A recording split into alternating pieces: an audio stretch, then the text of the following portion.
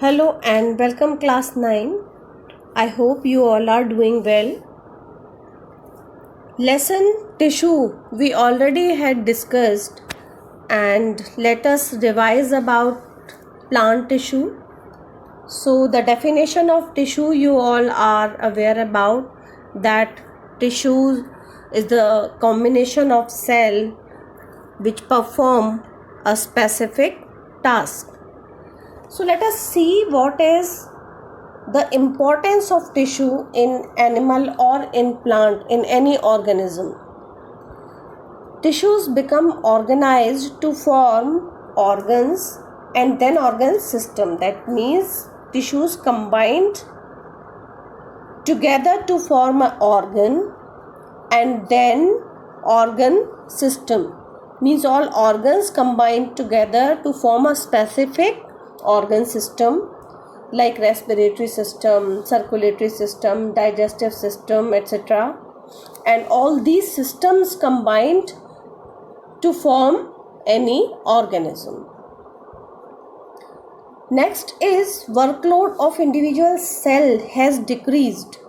If every task is performed by a single cell, it is not possible, so that tissues are formed, and those tissues present in any organ or cells present in the tissue, they combinedly perform that specific task, so that the overload or workload is reduced. Then after, formation of tissues cause division of labor in multicellular organisms. Same thing, that division of labor takes place, like if WBC have a specific task to protect our body, then only this task is done by WBC.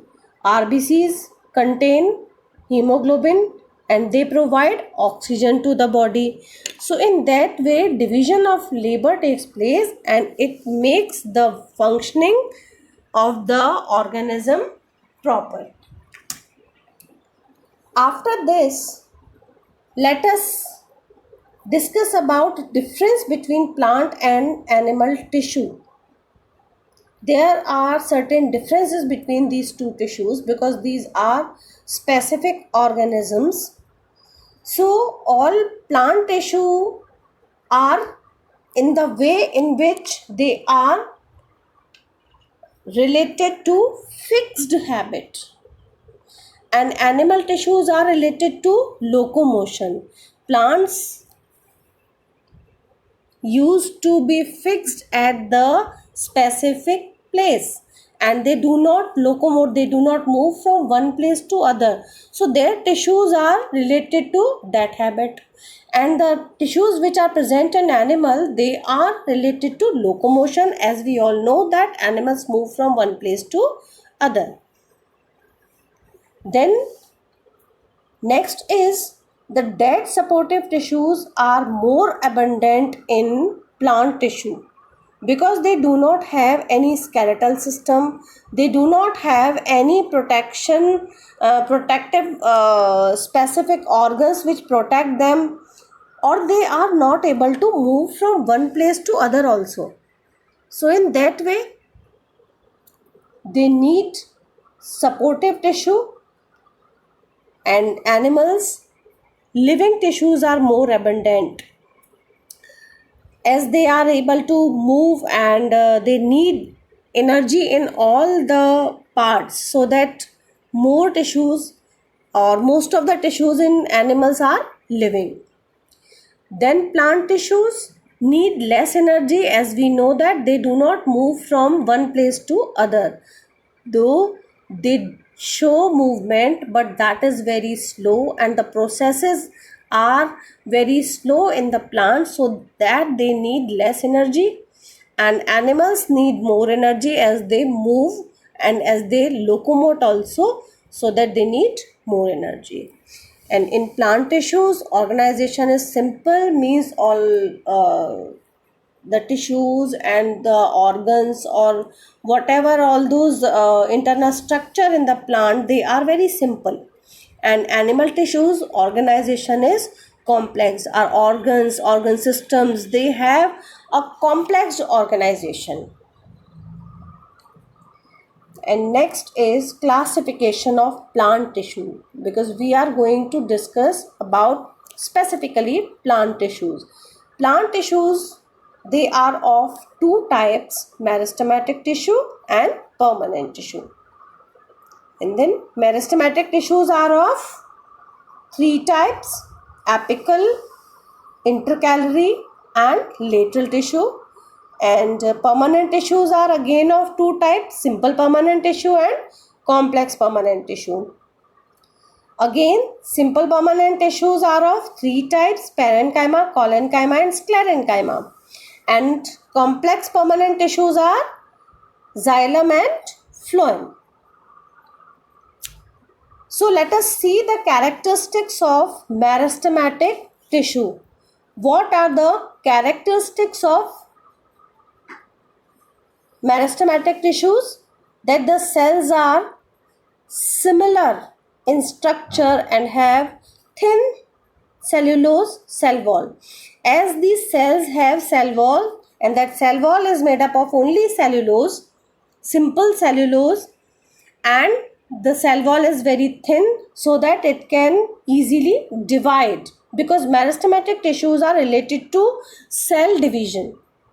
Then each cell contains dense and abundant cytoplasm and a single large nucleus.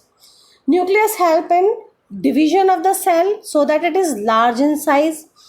When cell division takes place, cytoplasm is needed so that abundant cytoplasm is present. Vacuoles may or may not present. Generally, they are not present because there is no need of vacuoles in them, because there is no need to store anything in the cell. The cell has to divide regularly. Then after, cells are compactly arranged and intercellular space absent.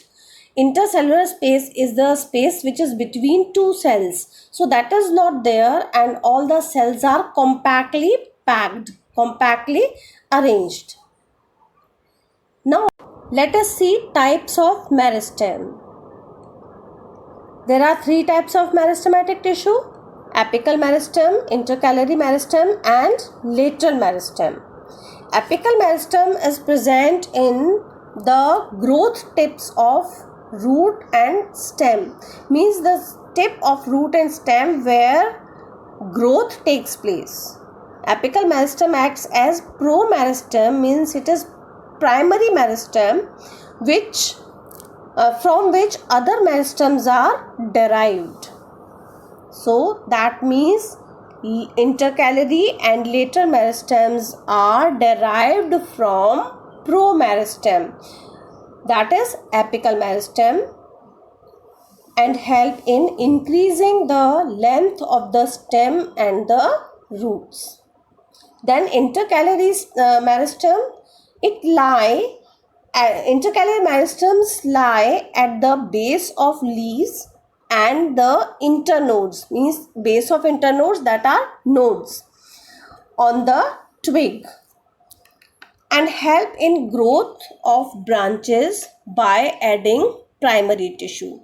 That means they are present at the base of leaves, or at the base of branches, or at the base of internodes, that is node, that swollen part on the twig, that is node, and they help in growth of the branches by adding primary tissues, means the branches which are arise from this, their tips also contain apical meristem, means promeristem, and then after they also increase in size. Then after, lateral meristem, or we can call that cambium, and lateral meristems lie on the lateral side of the stem and root and help in increase of the girth of the stem or root. Girth of the stem and root, that means the circumference of the stem and the root, and they act as secondary meristem because they arise later on, so that and arise from promeristem, so that they are considered as secondary meristem. And now you can see this diagram also, apical meristem, which is found on the tip of the root or shoot, and intercalary meristem, which is found on the base of leaves, and the nodes means base of internodes, and lateral meristem, that is found at the lateral surface, which is I think clear to you in this way. And this lateral meristem is found in the dicot plants because it increase the circumference of the plant, which live for more years. And generally those dicot stems or dicot plants contain this cambium or secondary meristem.